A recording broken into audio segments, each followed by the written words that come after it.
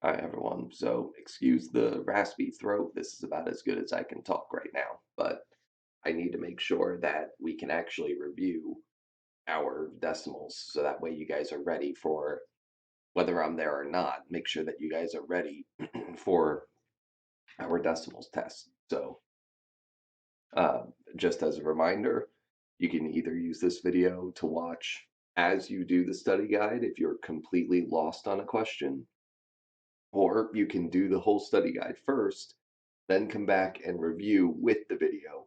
That way you can skip around and only review the questions that you missed. But let's go ahead and get started.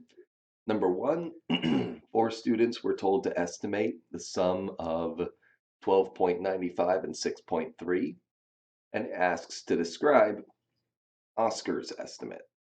Well, first of all, sum means addition. So they're asking to guess what might be the answer to 12.95 plus 6.3. And even if you don't round well, even if you just round those to 12 and 6, 12 plus 6 should be 18.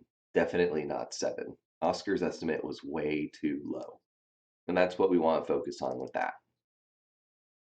For number two, again, they use the word sum, which means addition. So we have to add up those two decimals.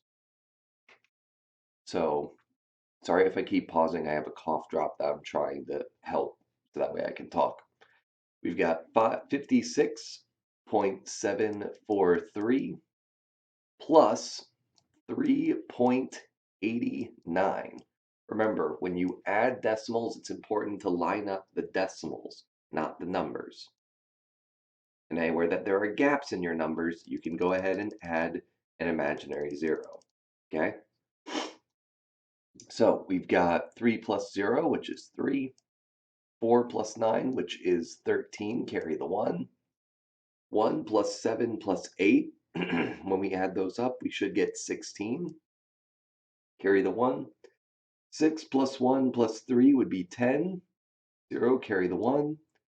1 plus 5 plus 0 would be 6. The answer to number 2 should have been 60.633, which actually I'm going to go ahead and write all this off to the side. So 1, we got B. For 2, we got 60.633. Okay, that's going to be it for number 2. Moving on to number 3. At lunch, a student spends this much for a sandwich, this much for a drink, this much for a bag of chips, and this much for 2 apples. How much money did the student spend at lunch? So it didn't tell us sum or product or anything like that. It just gave us a scenario. Well, if that student is spending money, that means they're spending more and more money. We're going to have to add all of those numbers together. So I'm going to start by adding these two. So we've got $1.85 plus $1.15. 0, carry the 1. That gives me a 10, so 0, carry the 1. Almost forgot my decimal. And that would be $3 even so far. So this is $3. Next is 0.65.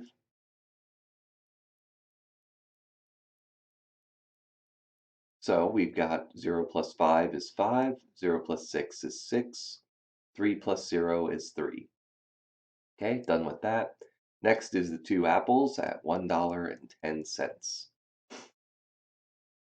5 plus 0 is 5, 6 plus 1 is 7, bring my decimal down, and 3 plus 1 is 4. So the student should have spent $4.75. That's going to be it for number 3. Whoops, didn't erase all of it. For number 4, it says the cost of a candy bar is 75 cents. Jessica has $5.75 in her pocket. What is the greatest number of candy bars she can purchase? So it may not seem like it, but this is a division problem. We are seeing how many times 75 cents will fit into $5.75. So when I originally go to set up this problem, it would be set up kind of like 0.75 going into 5.75. Problem is, we know we can't have a decimal on the outside. This would have to move 2 decimal spaces, which means this one has to move 2 decimal spaces, meaning my new problem, when I go to actually solve it, will look a little bit more like this. This is how we're going to actually solve it. So 75, it doesn't go into 5. It also won't go into 57.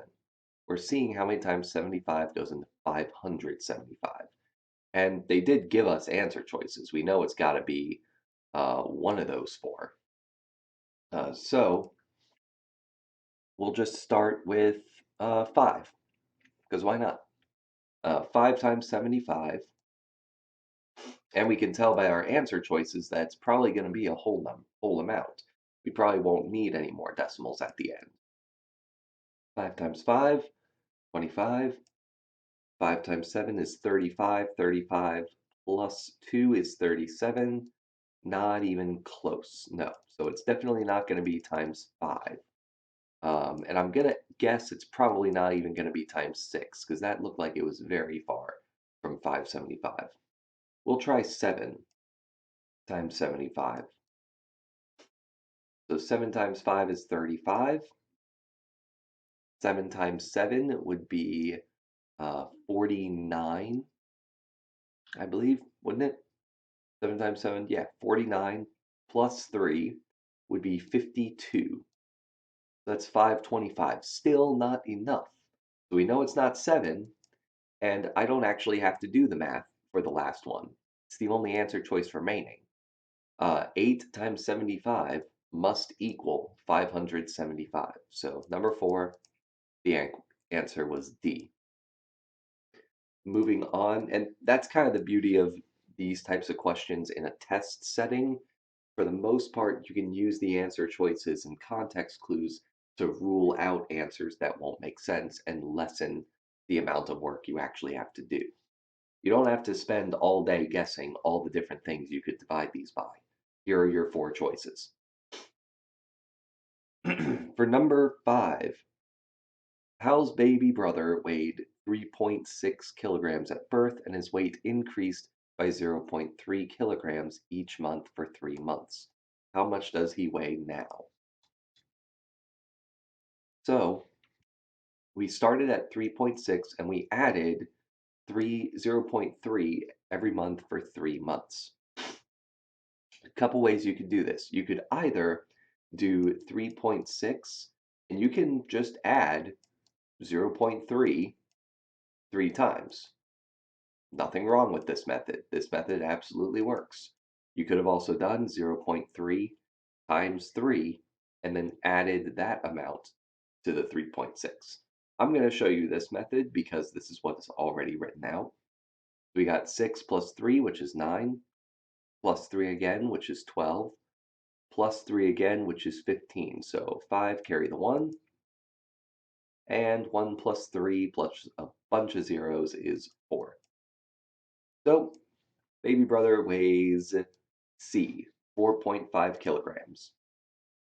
And this is something some of you may have been a bit confused on at first. This is why I was writing all those numbers off to the side, because the way I have it set up is I just took the PDF of the study guide, scanned it in, and then left these areas down here for you to enter your answers. This is why the directions were to write down your answers and your work on a separate piece of paper. Number 1 was B. Number 2, we got 60.6, whoops, 633. This one, we would have gotten $4.75, but it shouldn't allow us, it won't allow us to write any other symbol. So that's okay. Don't include the dollar sign. Anytime you have to type in your answer, don't include any other symbol other than a decimal place and a number. And sometimes you won't need a decimal place. Number 4 was D, and number 5 was C. Okay? Moving on to numbers 6 through 10. Again, I'm sorry I like keep sniffling, pausing, and like clearing my throat. I'm still not quite 100%. This season, the Miami Heat averaged 92.81 points a basketball game. Uh, the season before, the team averaged 96.5 points per game. About how many points did their average decrease? So, we're looking to see how many points of difference those two are. So, we're going to be subtracting them.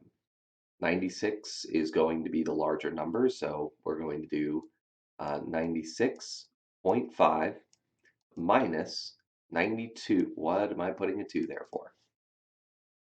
92.81. Now, this isn't a problem. Anytime you see a blank, you put a 0. All right? Now, at this point, what we're going to do is we'll start solving, starting by borrowing from here. So we've got 10 minus 1, which is going to be 9.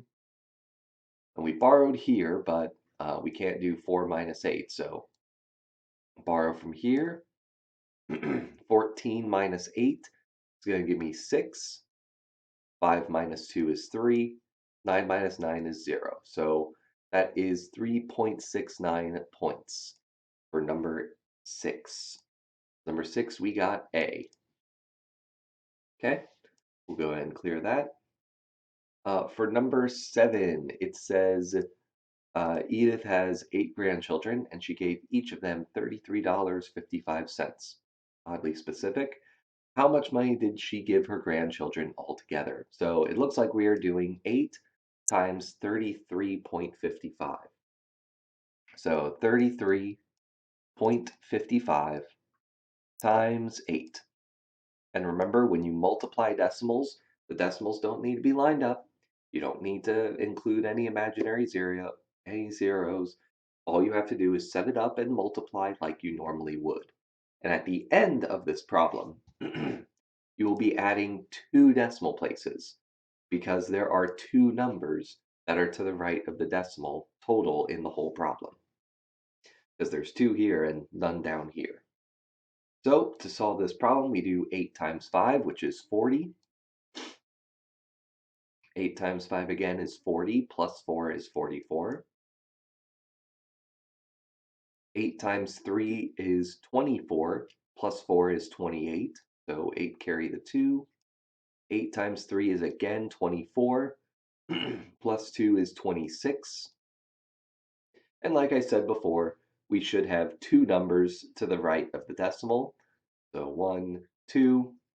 Our answer should be $268.40. So number 7, we got C. Okay. For number 8, not a multiple choice question. This one says she's buying a notebook and pack of pens for $8.52 and she wants to pay with a $10 bill. How much change should she get back? This isn't talked about a lot, but there are a lot of times you'll go to pay cash, you'll get the wrong change back. So it's important to know like how to do this so that way you make sure you don't accidentally walk away with the wrong amount of money. So we're going to subtract a $10 bill minus $8.52. And remember, if you cannot see a decimal in a number, it doesn't mean there isn't a decimal. It just means it's there at the end of the number. That'd be 10 point, and we'll add our zeros. Now, of course, we're going to have to do a lot of borrowing for this because can't subtract from a 0, can't take away from a 0, can't take away from a 0. This is the only digit we can take away from. So I borrow and make that a 10. Borrow turns into a 9 to make that a 10. Borrow turns it into a 9 to make that a 10. That is the process for borrowing for this problem. You're just moving that one value all the way down. So 10 minus 2 is 8. 9 minus 5 is 4. 9 minus 8 is 1. 0 minus nothing is, well, 0. So my answer to number 8 is going to be 1.48. Okay. If you included that zero when you typed in your answer, it wouldn't have marked it wrong. Uh, so that's not a factor. For number nine, for number nine, it says Billy has been on a diet for 22 weeks. He averaged a loss of 0.73 pounds each week. How many total pounds has he lost? So we have an amount of time and an amount that has happened each week for that time. So this is going to be multiplication. We are multiplying 22 times 73 uh, hundredths of a pound each week. So we'll go ahead and set that up as 73 times 22, sorry, 0.73. And this means we just multiply like normal. And then we'll add in our two decimal places at the very end. So you heard me say we'll add in our two decimal places at the end. These have 3 and these have 3. Automatically, those two are wrong. So we have 2 times 3, which is 6. 2 times 7, which is 14. 2 times 0 plus 1. Okay, so we're done with that part. Now we move on to our next row. So I'm going to cross out what I borrowed, cross out what I used, and cross out my placeholder. Okay, nothing should be in those spaces. Now for the next row, 2 times 3 is 6, 2 times 7 is 14, and 2 times 0 plus 1 is 1. We'll add all of this together to get a 6. 4 plus 6 is 10, carry the 1. 1 plus 1 plus 4 is 6, and 1 plus nothing is 1.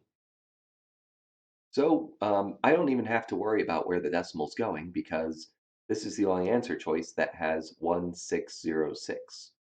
So my answer for number 9 should be A. It's the only one that has the correct numbers in the correct spaces and the right number of decimal places. For number 10, during a one-day sale, the grocery store reduced the cost of the pound of apples from $4.10 to $3.95. They sold 180 pounds of apples that day. Due to the price decrease, how much less money did they earn? So, a couple of ways you can go about solving this problem. You've got the easy way and the hard way. The hard way, which I will tell you about but not show you, is you multiply 180 times this price, then you do 180 times this price, and then you subtract the difference. That's the hard way. And I know for sure at least a couple of you would have done it that way. The easy way is subtract those two numbers first to find the difference. How much money is the difference for each pound of apple that the grocery store is selling? And then multiply that number times 180. That way you're only doing one multiplication problem and one subtraction problem. The other way you're doing two multiplication problems and one subtraction problem. This way is a lot quicker and easier. So step one, we'll find the difference. So $4.10 minus $3.95. Do some borrowing here. We get a 0. That's a 10 now. Makes that a 5. Borrow from here. 10 minus 9 is 1. 3 minus 3 is 0. So 15 cents. So there is a 15-cent difference per pound. But they didn't sell just 1 pound that day. They sold 180. So we have to do 180 pounds of apples times 0.15 cents. So 15 cents times 180 pounds. Let's see, 5 times 0 is 0. 5 times 8 is 40, so 0, carry the 4. 5 times 1 is 5, plus 4 is 9. So we're done with what we carried, done with this 5, and we need a placeholder. Okay? 1 times 0 is 0, 1 times 8 is 8, and 1 times 1 is 1. Pretty easy, that one. I would go ahead and multiply, but what's 0 times everything going to be? 0. So we don't really need to multiply everything by 0. So we'll go ahead and add what we've got. We've got 0. 0 plus 0 is still 0. 9 plus 8 is going to be 17. Carry the 1. 1 plus 1 is 2. And then we need to consider how many decimal places we have. Well, 180 has no numbers in the decimal place. There's nothing. 0.15 had two numbers in the decimal place. So that means my answer should have a total of two numbers in my decimal place. So it should be $27, which is A. You can also tell because it's the only answer choice that had a 2 and a 7 in it. The other answer choices didn't even have that. Number 10 should have been A. Let's go ahead and punch in our numbers, our answers. A was 6, 7 was C, 8 was 1.48, which just to prove to you it was okay if you had an extra zero. Even if I had two extra zeros there, it knows to delete the irrelevant zeros. So don't worry if you accidentally typed in a zero at the front. It won't mind, and it will even correct it for you. Number 9, we got A, and number 10, we got A. All right. Let's go ahead and move on to number 11. All right, so for number 11, it says Travis travels 26.2 miles for a marathon. He ran 6.5 miles each hour of the marathon, which is the closest number of hours Travis ran in the marathon. So for this one, we have kind of a weird one. It gave us a total amount of miles he ran, and it told us how many miles he ran each hour. So in this context, what this means is we're going to be dividing 26.2 by 6.5 miles. And again, we can't have a decimal on the outside. So when I initially set this up as 26.2 divided by 6.5, I have to move this decimal over before I can even begin. Meaning the real way that I'm going to solve this problem is when it looks a little bit more like this. It'll look more like that. Now, we can also see there are going to be decimal places. So we know we're going to need some ghost zeros, specifically two of them, because it looks like we're going to go two decimal places. So for starters, we can already guess how many times 65 goes into 262, because frankly, it tells us right here. The first number for this problem, no matter what we do, is going to end up being 4. So we just need to figure out what was 4 times 65. So 4 times 65, multiply that out. 4 times 5 is 20, carry the 2. 4 times 6 is 24, plus 2 is 26. So 260 is what we'll subtract. We'll subtract that to get a leftover of 2, and we carry down the 0. We know that 65 won't go into 20, so that's a 0. We'll subtract that and carry everything else down. Now we've got 65 goes into 200 how many times? So 200, we basically have some answer choices. Our answer choices are that it goes in either 0, 3, 5, or 6 times. And we can kind of use some context clues. Is it going to go in 0 times? No, 65 will definitely go into 200, so it's not going to be that. We know that 65 times 4 was 260. So we know that 4 is too big. It has to be less than 4, which means it can't be 6 and it can't be 5. Meaning it has to go in 3 times. So for number 11, the answer we were looking for was C. Moving on to number 12. what is the quotient of 267.72 and 4.6? So for this problem, they want us to find the quotient, which is the result of division. So for division, we're going to set it up as 267.72 divided by 4.6. But of course, we cannot have a decimal on the outside. We have to move the decimal over one space. So 46, which is dividing, this would now be 2,677.2. That's how this problem is going to look. Put my decimal up there, and then we can start working.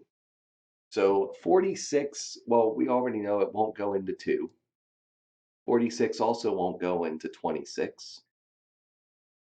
So let's go ahead and just carry this down. And we've got 46 will go into 267 how many times? Again, we can look at our answer choices, and it already seems to be that the first digit has to be a 5. Matter of fact, it looks like the first several digits are all going to be the same. It looks like no matter what, we're going to get 5, 8, 2, and then maybe some zeros. So 5, 8, 2, maybe some zeros, but just by filling in the numbers, we can already see it has to be 58.2. That's the only one where the decimal places are in the correct spaces. Um, so yeah, again, this is an example of pay attention to your decimal place and pay attention to being good about setting up the problem. If you set up the problem correctly and fill in the information you can do quickly and easily, most of the time you're going to be able to rule out all but the correct answer anyways. So don't let these harder looking problems scare you. Your answer choices can help a lot. For number 13, Isaac buys 3.6 pounds of apples at 3.75 dollars per pound. And then it says he gives the cashier $20. How much change should Isaac receive? So for this problem, what we have to do first is multiply 3.6 pounds of apples at $3.75 per pound. That's going to tell us how much money all of his apples cost. So we'll start off with 3.6 times 3.75.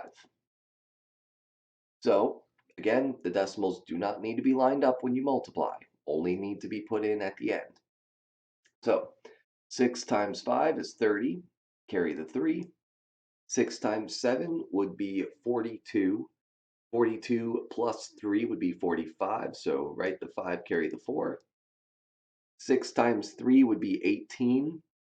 18 plus 4 would be 12.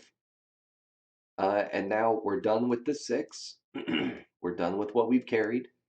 And we're going to put a placeholder here so we don't accidentally put something there. 3 times 5 would be 15, carry the 1. 3 times 7 would be 21, plus 1 is 22, so carry the 2. 3 times 3 would be 9, plus 1, 2 would be 11. So we'll add this together, and we'll get a 10 here, carry the 1, that gives me a 5, that gives me a 2, and that gives me a 1. So we should have how many decimal places? We have 2 decimal places to the right for this number, and 1 for this number, which means we need a total of 3 decimal places. 1, 2, 3. I'm sorry, my handwriting is bad on this computer. That should be a 0. So we got 12.500. Well, honestly, do we need this extra 0 here on the end? Not really, we don't. So $12.50. So he's bought $12.50 worth of apples, and he paid with a $20 bill. How much change should he receive? This is where you do $20 minus $12.50. And of course, you are going to have to do a bunch of borrowing here. So borrow from here, make that a 1. That's a 10 now. Borrow to turn it into a 9 and that a 10. Borrow to turn this into a 9 and make that a 10. Which I suppose I didn't have to do that last step. Oops, my bad. This is where we would stop. Because 0 minus 0, we can actually do 0 minus 0. It's 0. 10 minus 5 would be 5. 9 minus 2 would be 7. And 1 minus 1 would be 0. So $7.50, which is not. Oh, I made a mistake with something earlier. Right, so I wasn't getting the correct answer because I was off by a digit. Earlier, I did 6 times 3 and would have gotten 18, plus the 4 would have equaled 22. For some reason, I put 12. So my calculations were all completely off, meaning when I got this answer, what I should have gotten in the end, let me go ahead and fill all this in, is I would have gotten 13.5, 13.50. So in actuality, when I went to go do, oops, didn't mean to erase the whole thing. What I should have gotten when I did this subtraction is I should have been subtracting a 13.50, which would have given me a 6.50. So that's my mistake. Sorry for the hesitation on that one. But 13 should have been A. Let's go ahead and move on to number 14 because this review is running rather long. Number 14, Alicia has $17.24 in her piggy bank, and she takes that much out to buy lunch. How much money is left? This is a simple, straightforward subtraction problem. 17.24 minus $4.85. So we have to borrow for this because that can't be done. 14 minus 5 is going to give me 9. 1 minus 8, can't do. Let's go ahead and borrow. 11 minus 8, that's going to give us 3. 6 minus 4 is 2. 1 minus nothing is 1. So $12.39 is what we should get. Number 14, the answer should have been, why did I put A? Should have been D. All right, that is number 14. So we get C, B, A, and D. All right. So we're nearing the end. We're only at 1/4 left.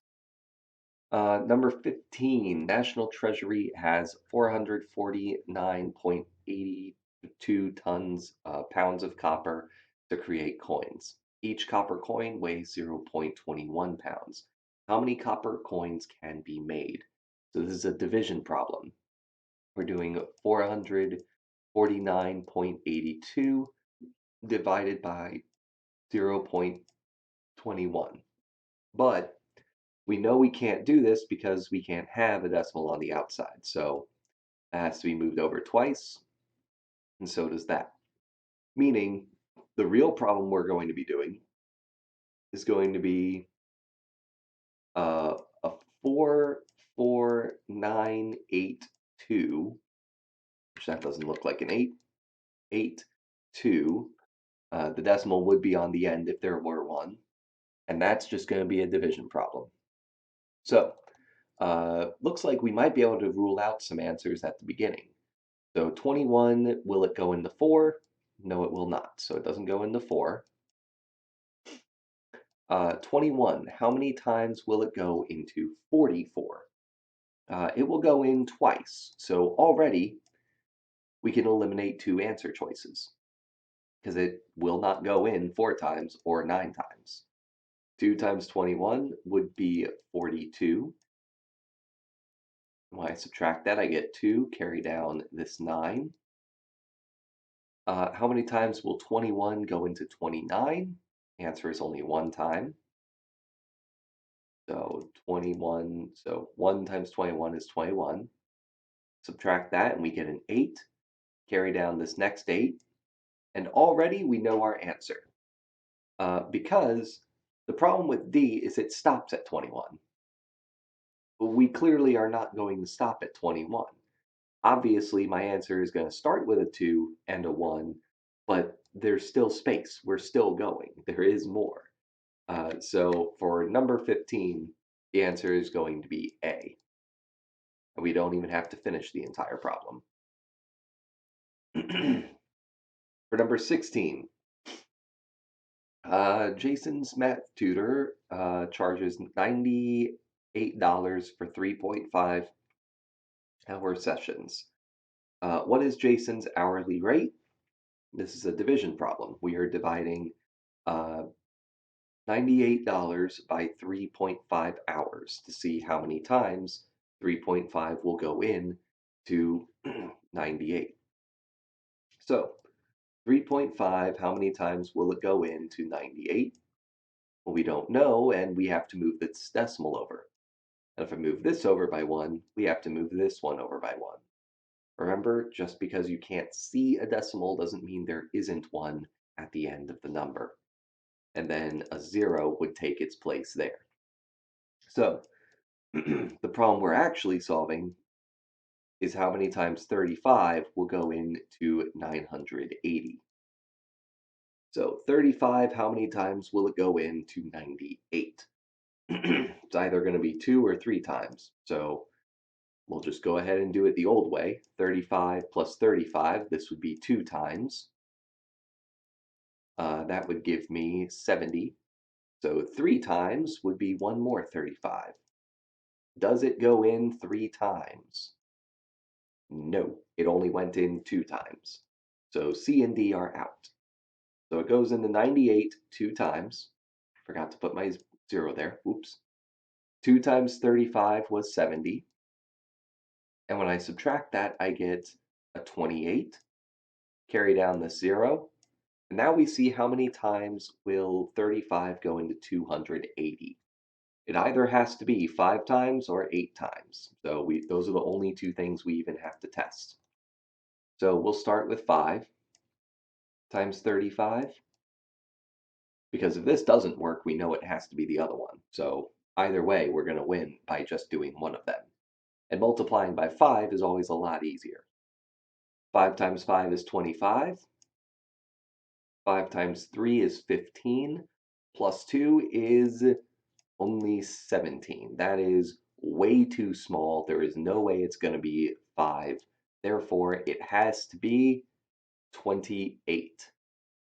So for number 16, we're going to get our answer as B. For number 17, the price of soda at a football game increased from $2.40 to $2.75, and the stand sold 225 sodas during the last game. With the price increase, how much more money did they earn? So if you think back to that grocery problem selling the apples, where we subtracted the two prices and then multiplied, we're going to do the same exact thing to this problem. So we're going to start by subtracting $2.40 and $2.75. So 275 minus 240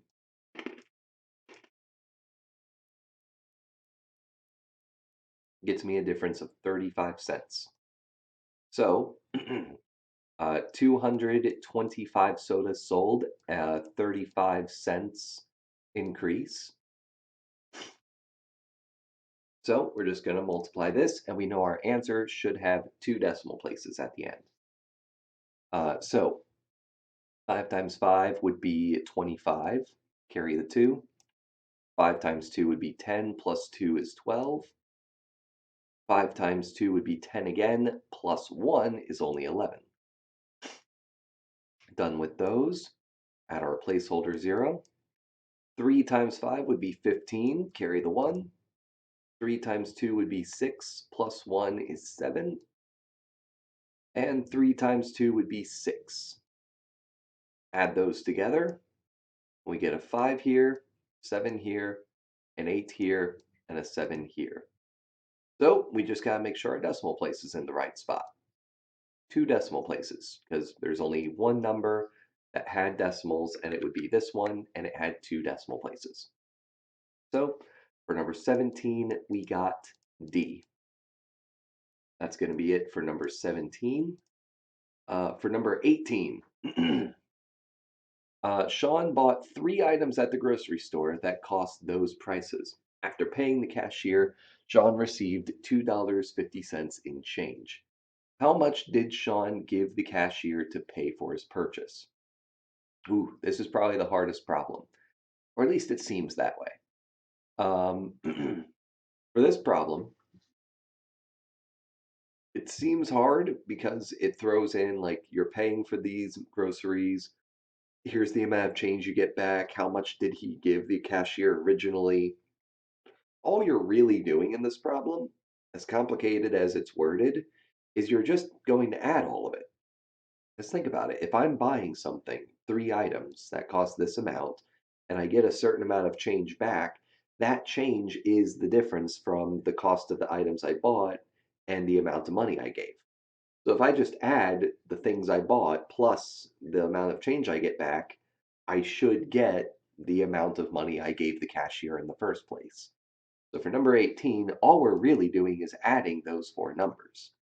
Seems complicated, but it's just four addition problems. So I'm going to do them all at once. 3.35 plus, that would be 6.85 plus 2.90 plus 2.15. You, of course, can break this up into smaller problems and just do one part at a time. I'm just doing it all at once because this review is going kind of long. 5 plus 5 plus 0 plus 5 is 15. Carry the 1. 1 plus 3 is 4.